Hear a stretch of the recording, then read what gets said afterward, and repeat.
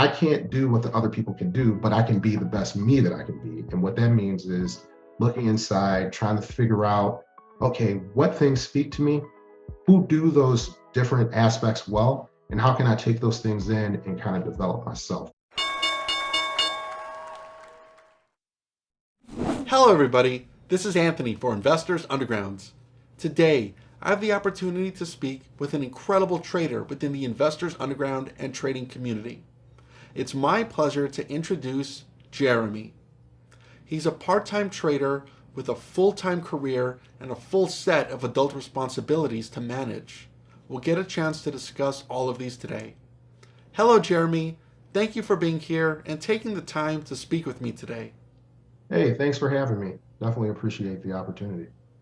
Jeremy, I'd love to learn a little bit more about you. How did you first get interested in the stock market and trading? High school, you have your financial classes and they have this stock thing, and there's this competition that I think all schools do, and I was absolutely terrible at it. I just picked the cheapest penny thing and got absolutely nowhere. So it was never really like something I thought of as a possibility for me long term. Fast forward, maybe like 15 years or so. I don't know, however long it was afterwards. And I'm on Instagram and there's this rapper that used to be relevant called Bow Wow, and he had a stash of money he was showing, and then there's this comment like, "Why are you stealing my picture?" And I'm like, "Who's this guy? Who's this random schmo saying that he stole his money picture?" I'm like, "Does he know who this is?" Little did I know who Timothy Sykes was at that point. So Bow Wow actually took one of Sykes's pictures, and I was like, "Well, who's this guy, and why does he have this kind of cash?" Lack of understanding, and that kind of took me down the rabbit hole, and yeah, that's how I, kind of came back and got interested and started working from there.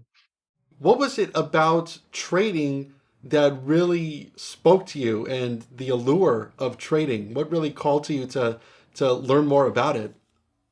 The ability to kind of control your own destiny. Um, so many times, whether it's like if you're playing sports or if you're just working a job, you are kind of beholden to the ideals and the demands of others, right? And at given paces, and whether you're popular or not, can kind of determine what paths you can take and who's going to push you up. But much like my beloved sport of track, right? Like your performance speaks for itself. And, like I think trading's the same thing where you don't necessarily have to depend on somebody else's opinion of you to be successful or not, right? Like it's truly you versus you. Now, granted, the SEC has to have a good opinion of you so you can actually trade. But outside of that, right, like it's really just kind of based up to you. What are you going to do? Who's the person that's not performing? It's not the people around you. It's not some booster member that's paying for their kid. It's you. And so I like the ability to kind of be fully responsible for myself. And that's scary and it's great all at the same time. Absolutely. Trading is one of those professions where you really, to a certain extent, are limited by whatever you can achieve. Yeah, yeah, yeah. And it's a gut punch, honestly, because I think you come in and you think, oh, this is gonna be like just the easiest thing, just click a button and then you're good. And then reality sets in. And that's where you really find out, like what you're made of and how much you really have to be in tune with yourself.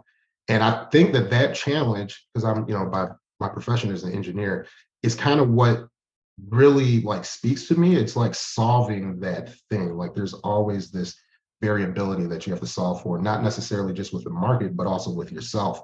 And when you combine those, that's where it gets really interesting. And it's a never ending puzzle, I feel. Absolutely. There's always pieces changing in the stock market. And you had mentioned being an engineer, so I wanted to ask a little bit about your career and how you're able to balance having a career with trading. What is all of that like for you? So honestly, I'm still trying to fully sort that out, right? So I'm an IT architect for a large company. And One of the interesting things is that we have offshore resources, right? So I'm not necessarily just working a 9 to 5 like a typical job would be. It's kind of whatever's necessary. And during specific seasons, because it's in retail, they're definitely more hectic than others, right? There are expectations that have to be held up.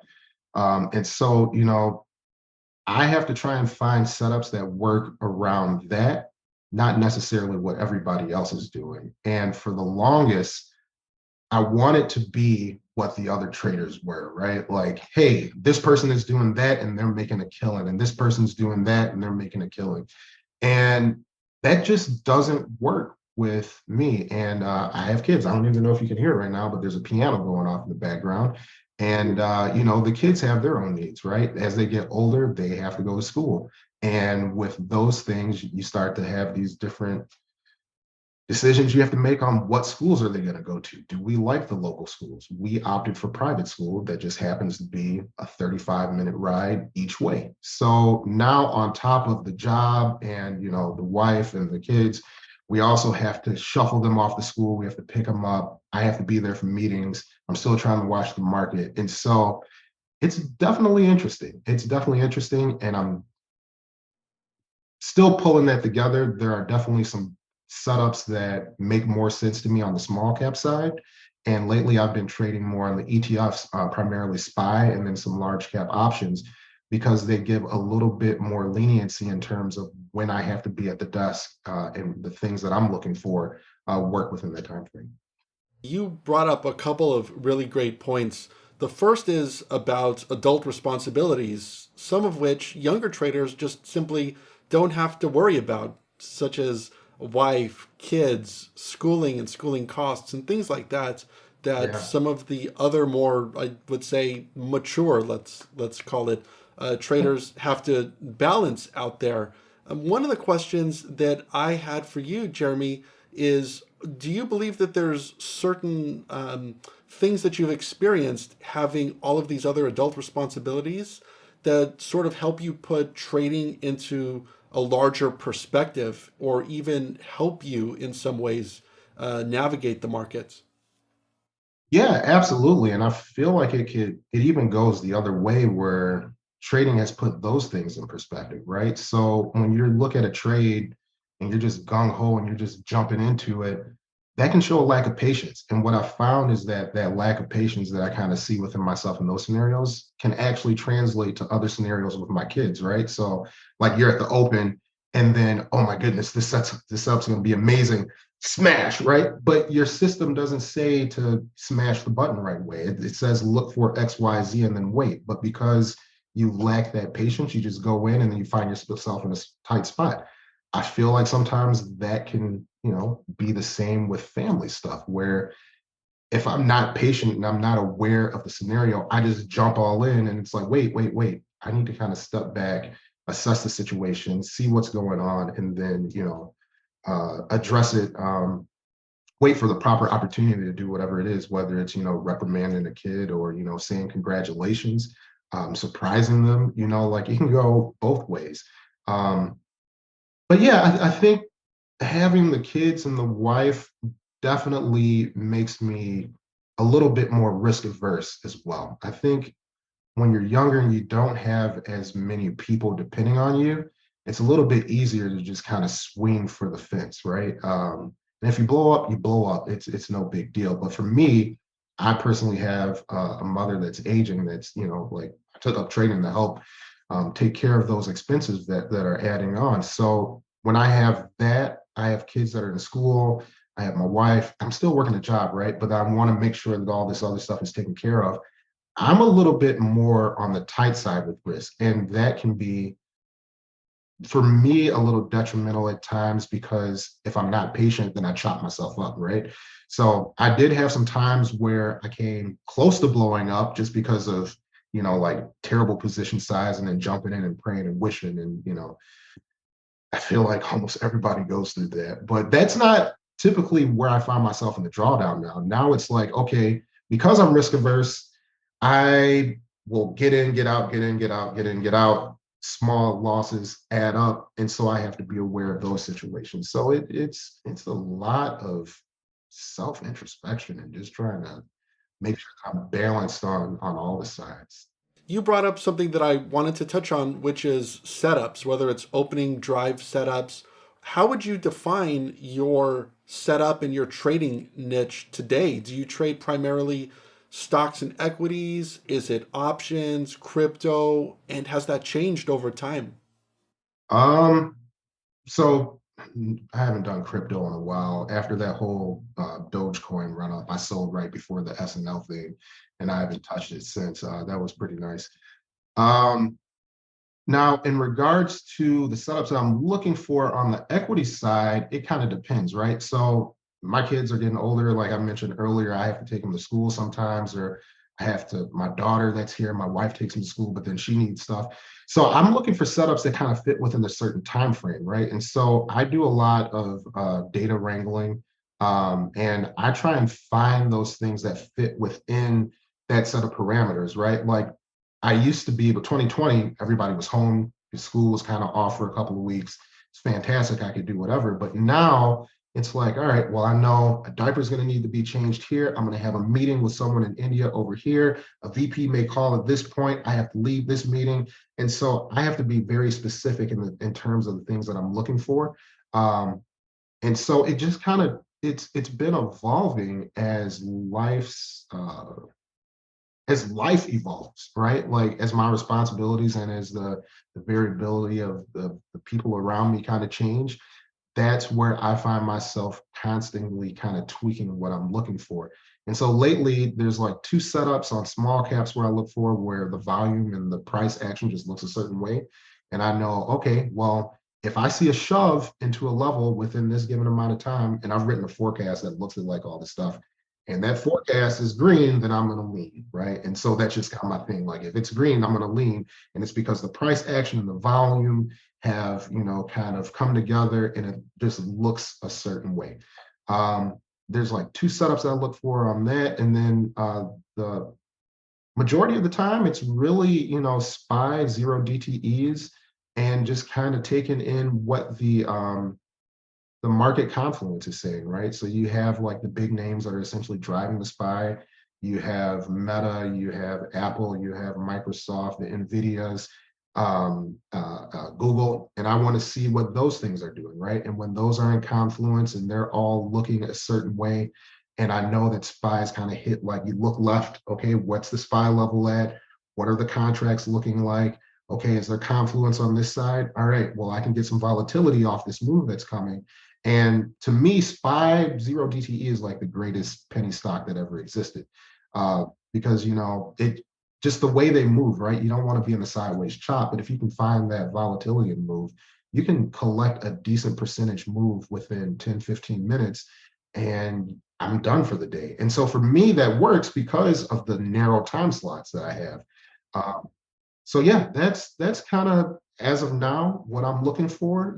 Sometimes I'll play an Apple if I have, the afternoon free, and if there's a conference coming up and I can see maybe it's a sell the news kind of event.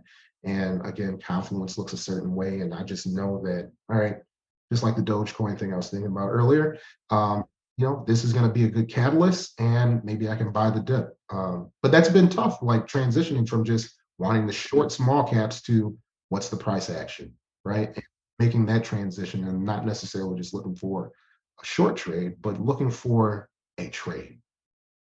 It sounds like you're looking at several variables, whether that's indicators and how charts are lining up, different time frames, and things like that. Is that a safe assessment? Yeah, absolutely. Absolutely. And I've moved away. I used to be on the 1 minute chart for all this stuff, right? But again, when I look at myself holistically as who I am and what are my, you know, the challenges that I have internally, right? Like, and then knowing that I'm pretty risk averse, the 1 minute is all over the place. And so, I'm doing one of these things, almost like I'm on a football field trying to juke somebody out, except I'm just juking my account balance. And that's never a good thing, right? So moving out to a higher time frame, right? Like typically I'm on the 5, 10, 15. I'm looking at the 30 or the 60 to see what's going on. And then, like the big picture idea, I guess it's the engineer brain or whatever.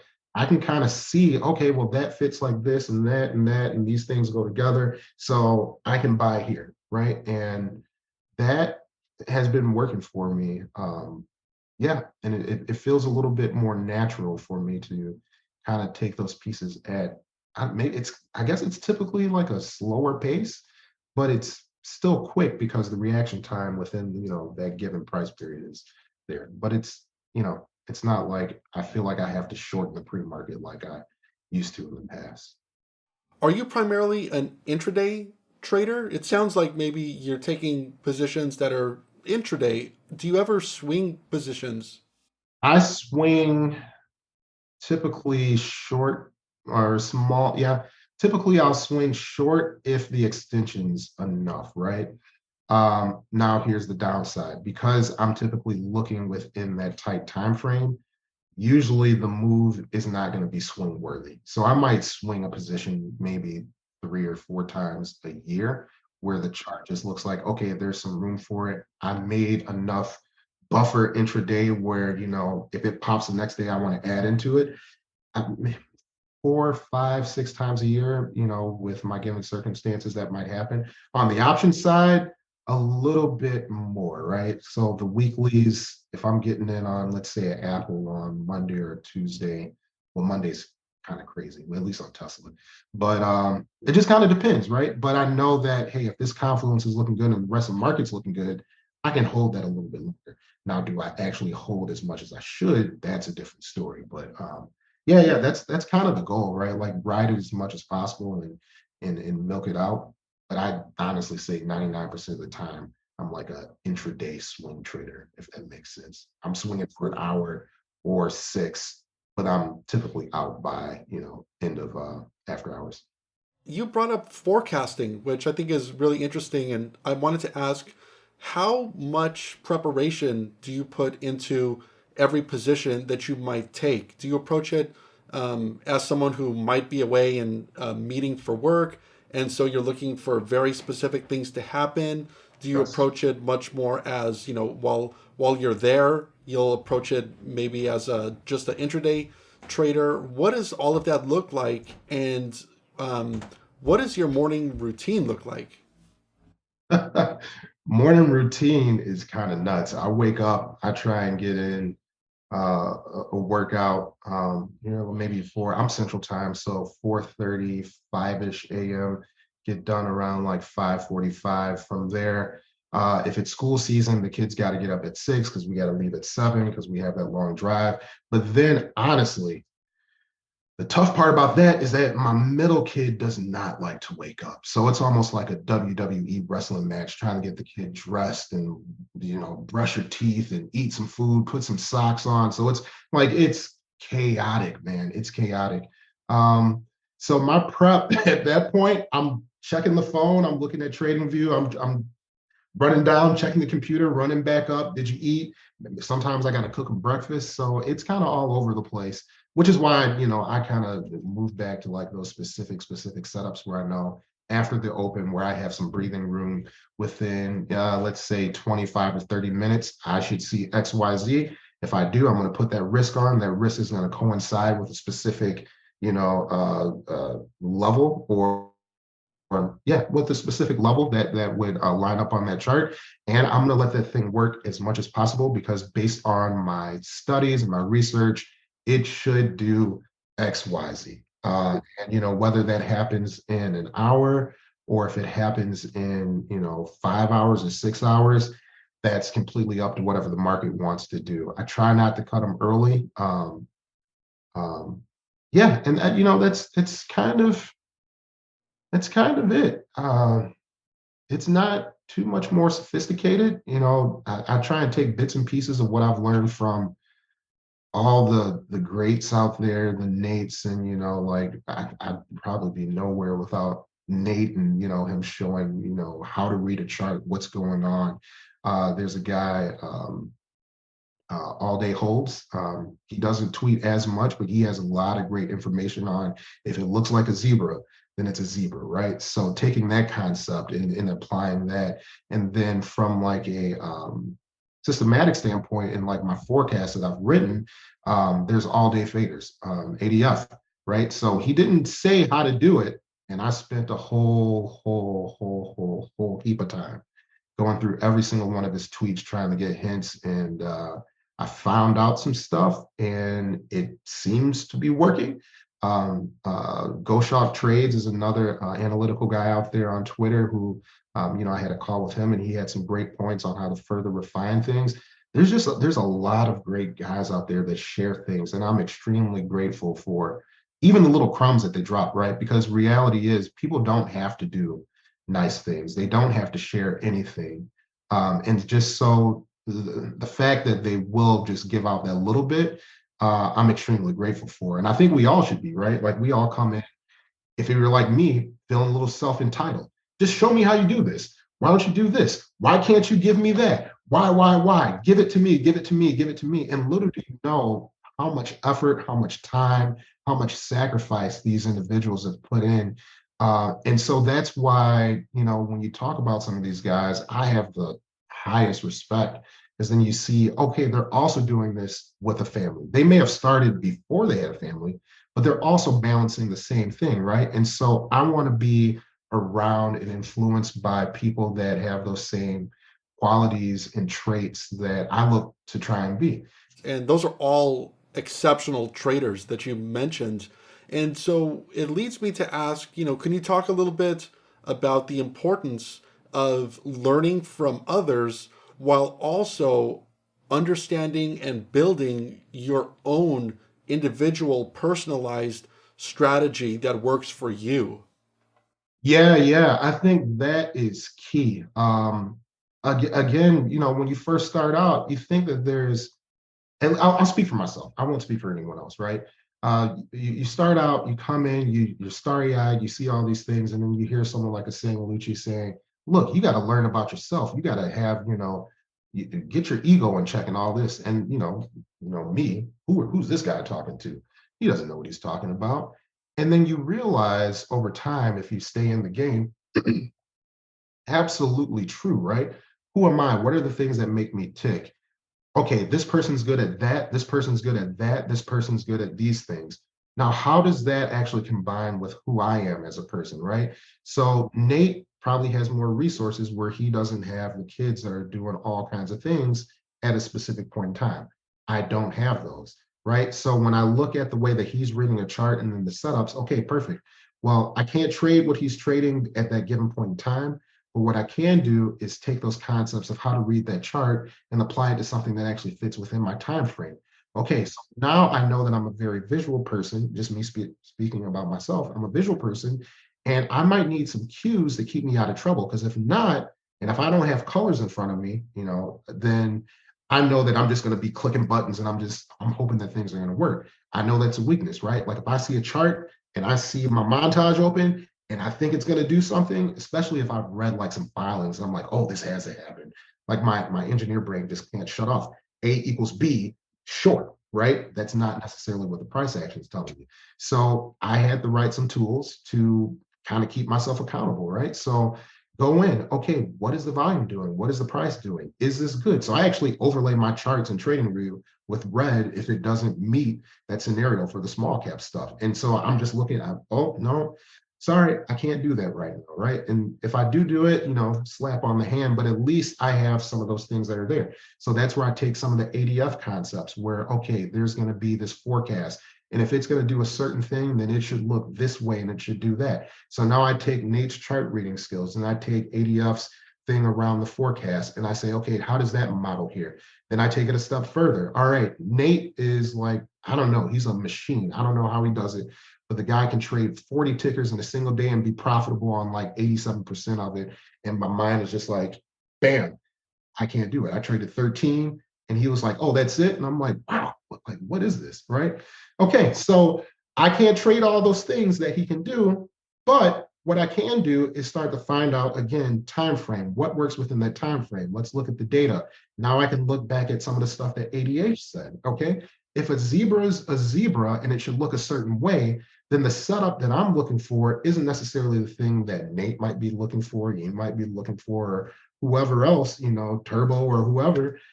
It doesn't matter what they're looking for. What does that zebra look like for me, and what's my perception, right? Like everybody goes to the zoo, everybody has their own animal that they're looking for. Maybe Nate's is a zebra and a monkey and a lion, and maybe I can only, go over to the aardvarks. Maybe the aardvark is the only thing that I can trade, right? But I'm specifically looking for that genome type to actually be involved in. And so, I feel like that's even with engineering, it's the same thing, right? Like, yes, I'm established. Yes, I've worked on a lot of stuff, but even when you have newer, younger devs that are coming on your team, they bring a different type of perspective that you may not have. And so, okay, well, let me learn a little bit. What did you see there? Okay, how can I take that a little bit and then make myself a little bit better, right? And I feel like just trying to piecemeal together a system that way makes more sense instead of trying to be a direct copy, because you'll never be a carbon copy. And that took me a long, long, long time to figure out. And honestly, like, I think I'm relatively smart. I would have figured I should have known this a long time ago. It never clicked until maybe a year and a half ago, right? Like you can make money, but that doesn't mean that you're doing things well, right? Like if I'm making something, but then I almost blow my account 60% in a single trade, well, are you really being responsible with what you have, right? So yeah, just trying to take all of that and apply it. There's a YouTube video by Cruz Hernandez, and what he did was he walked through TraderView and how to try and understand where you're good at in your trades, right? Where do you actually succeed and where do you fail? And where you're succeeding, how can you kind of replicate that a little bit more? And I think Phil Gettiker has even said it, do less of the things that you suck at, right? Like it's such a simple concept. But some of us, including myself, are so stubborn to want to just do the same thing because someone else is doing it, and you just got to step back and say, that's just not my jam. That's not my wheelhouse. A shot putter can't run a 4 minute mile. I don't care what you say. Most of them that are world class shot putters are just not going to run a 4 minute mile. Same thing for me, right? Like I'm me. I can't do what the other people can do, but I can be the best me that I can be. And what that means is looking inside, trying to figure out, okay, what things speak to me, who do those different aspects well, and how can I take those things in and kind of develop myself. And so that's where I'm at, and I'm still pushing. I'm not where I want to be, but I'm definitely on the track. And yeah, yeah. There's a lot that you mentioned that I think traders should listen to and listen to again. There's some great, great points there. Everything from watching your ego, getting that ego in check, keeping an open mind so that you can benefit from some of these younger traders who are really probably the next big traders of tomorrow, and being able to apply what they're currently doing and having great results, to even reviewing your trades and finding out what you do well at and finding ways to maximize those things. So thank you very much. One of the questions that I wanted to ask was on that topic of reviewing your trades, finding out what you're doing well at. So what does that process look like for you? Are you journaling? Are you saving charts? What does that look like for you? So I'm definitely saving charts. It's a little bit more interesting on the option side because I use Dash Trader. So it's hard to get a bigger view of the full context of everything. So earlier I mentioned I'm looking at, like some of the bigger names in the market and how that's going to impact it. So I'm still trying to figure that out. For the small caps, I save charts and I have a lot of them. And also I use Spike Heat and I'm transitioning over to some custom stuff. But I go through and I run it and I'm looking at a lot of charts. Okay, what's the expected behavior? Throwing that stuff in Excel, seeing what I need to do, writing up some stuff to give me some warnings and triggers and trading view. Um, and then yeah, Trader Sync, I moved over to not too long ago. I think I'm going to go back to trader view though, but I think at the end of the day, it's all the same thing, right? Um, where are you succeeding? What are those market parameters around when you're actually taking those trades? And yeah, just trying to figure out like where are you good and where are you not good. I think the journaling for me, I think I've had the most, and I haven't done it as much as I should be lately. But that's where I feel like I've found the most growth. And it's because when you actually say things back to yourself, it's in your head, right? And so you wake up the next day and it's like, well, I did that. And you see the same thing that you said, I shouldn't have done that. And you're like, oh, yeah, let me not do that thing, right? And so I definitely need to get better at actually doing the active journaling for that self-awareness and account preservation, if you will. Um, but yeah, that's kind of my thing. If I'm honest, it's tough because when the kids get home from school, and right now it's summertime, so they're never not here. Uh, but when they get home from school, like one kid has jujitsu or had jujitsu, another kid wants to play the piano, one wants to ride a bike, the other one wants to have a hand with building a cosplay mask. So trying to like balance all that out, the wife needs time and stuff like that. It's tough. It's honestly tough.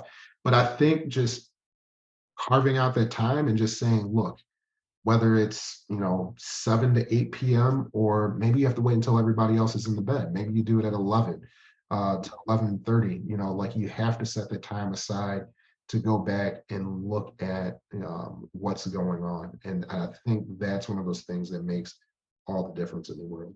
Finding the time to go back and review what you've done and making those changes is critical as the market changes and as traders progress.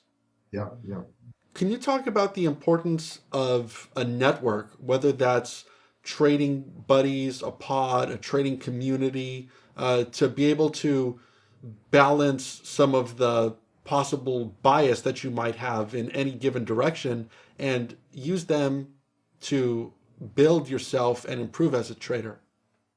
Yeah, that's an interesting one. I think that a community, it doesn't have to be super large, but just some people that you can bounce ideas off is necessary. Because, first of all, trading in itself, and you hear it all the time, but it's so true. It's a lonely ordeal, right? Like, if you're sitting in a big drawdown, the only person that's looking at that screen is you, right? Or if you have a big win, then some people don't know how to relate that aren't traders, right? I barely talk to my wife about, hey, I did XYZ or I didn't do XYZ, just because she doesn't get it. So being able to bounce ideas off different people, see what they're thinking, and get that feedback to me is critical. And it helps you stay balanced, in my opinion, right? Like everybody, it's interesting because things kind of change over time, and you know people change, but at the end of the day, it's always the same thing where you just need, I don't know if it's like a hug or whatever, like I don't know how to describe it,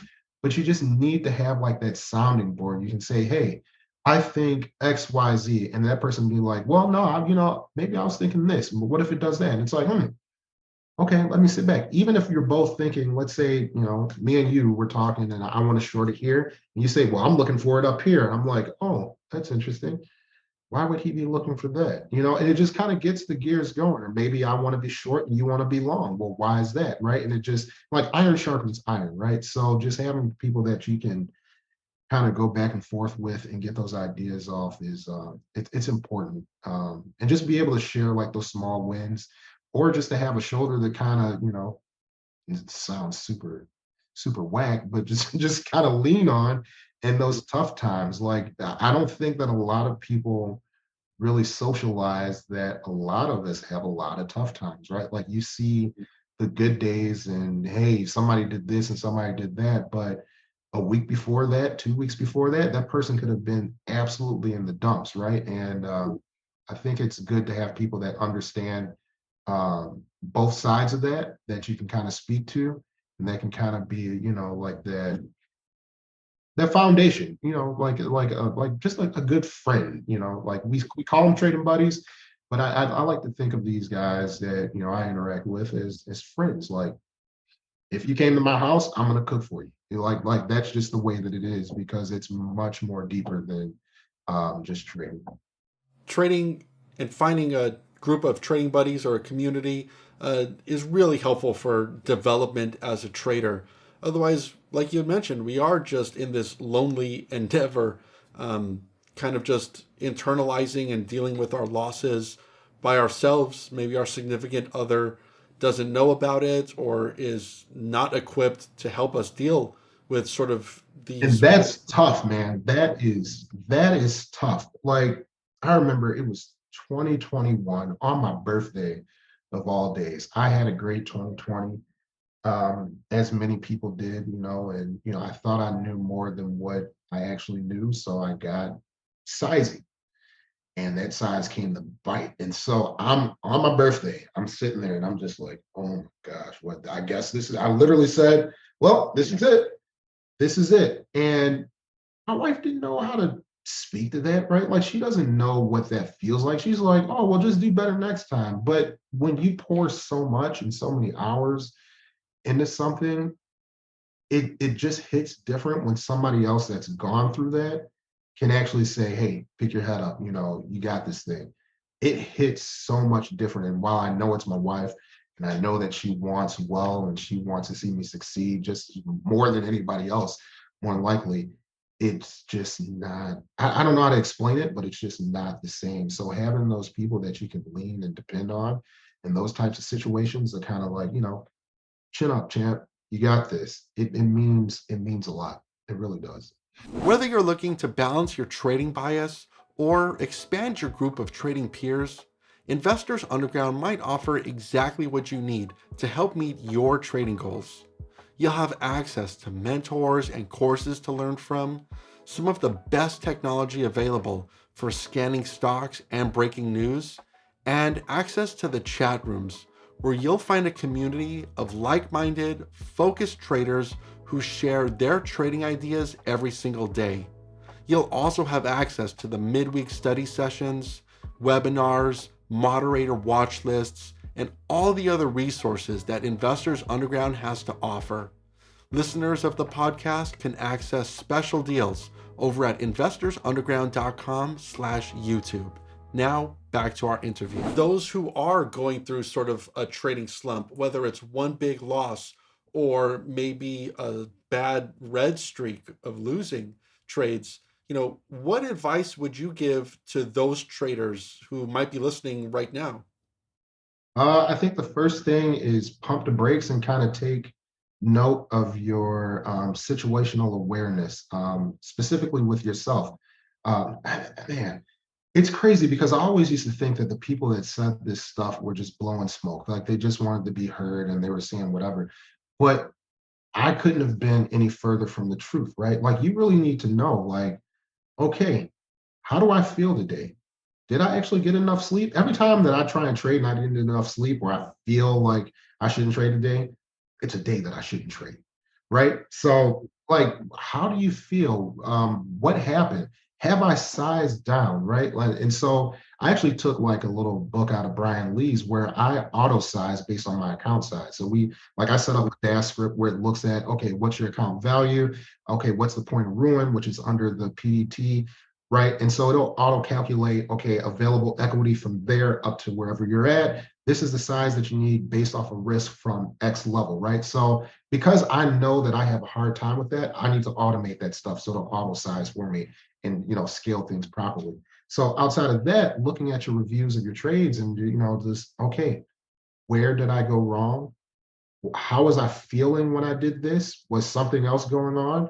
And then you start to get a feel for, okay, what's contributing to these scenarios for me. And now you have some criteria to say, okay, if XYZ lines up, again, engineer for me, brain for me, if XYZ is happening, I should not trade, right? If those are not present, okay, I'm in the clear. And that's different for everybody. And that's one of those things where you, again, within your review, you just kind of need to go back and say, okay, what's going on?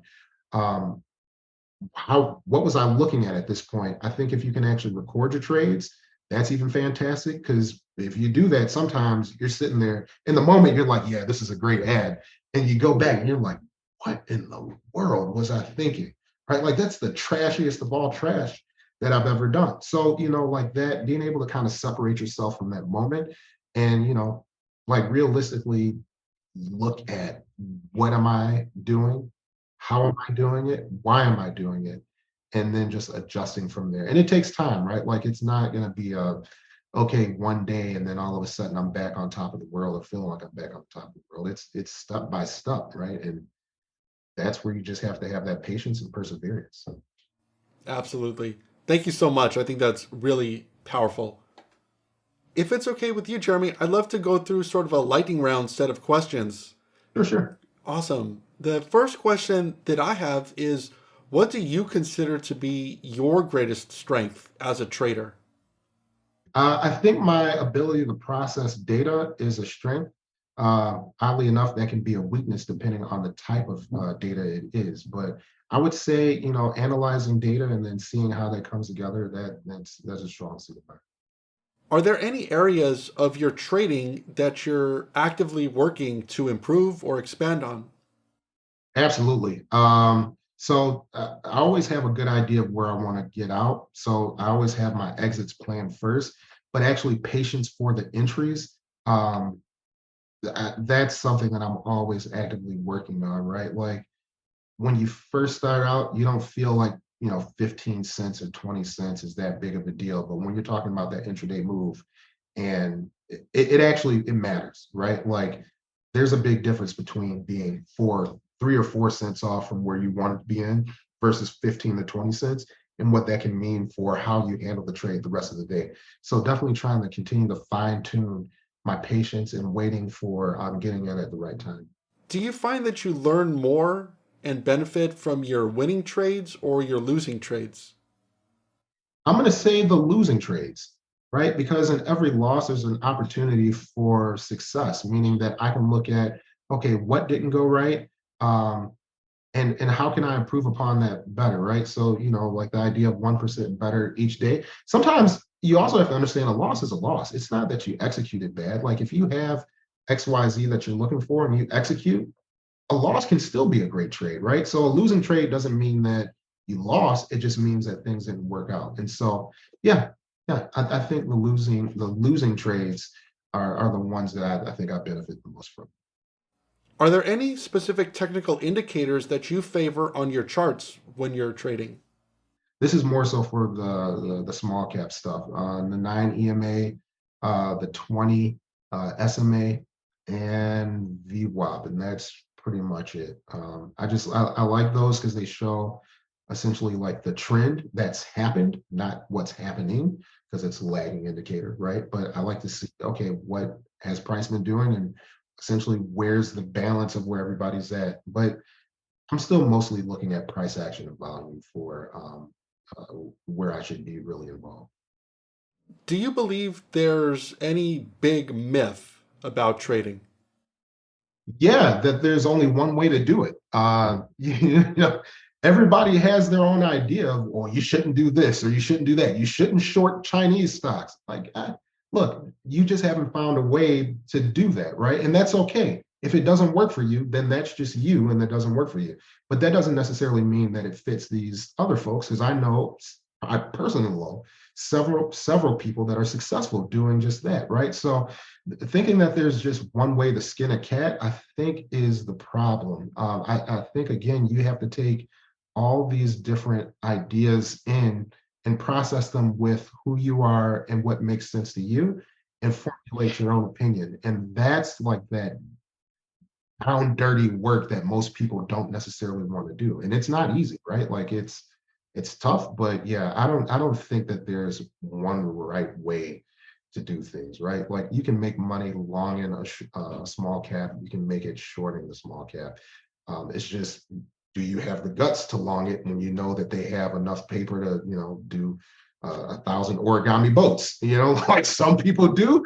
I personally don't. So I don't like origami that much to be holding the paper. So yeah, it's yeah, that's up to you. And if you could give one piece of trading advice to all new traders, what would it be?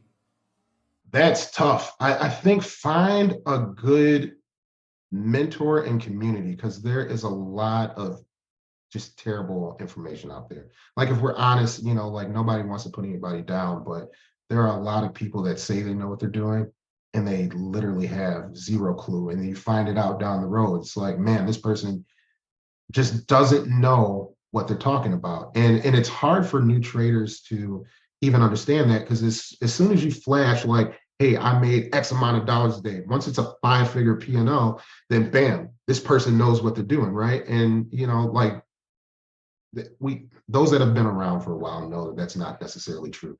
They may have made, let's just figuratively say, and they made 25 grand, but they drew down for 500,000 in that day. Is that really someone that you want to learn from? Someone that made a fraction of what they were down at that point, which means every single day that you're trading the way that they tell you, you're going to have a heart attack or a stroke. Like I have enough problems with the kids running around going crazy, right? So I think, like, really, instead of just jumping on the bandwagon of any Joe Schmo that's out there, like really invest time to understand, is this person I'm looking to learn from actually credible? Do they practice what they preach? Can they actually show, okay, this is how my risk worked out, and if it went here, then this is what I was, from a percentage standpoint, can they speak to that? Ask questions. Don't just run out and grab like the latest DVD or CD just because someone showed $1 million in profits last year and now you're going to be the next one. Just doesn't work that way. Last question. For those listening who would like to learn more about how you trade or maybe even contact you, how can they do so? Yeah, sure. You can reach me on Twitter at __Shaka _Zulu __.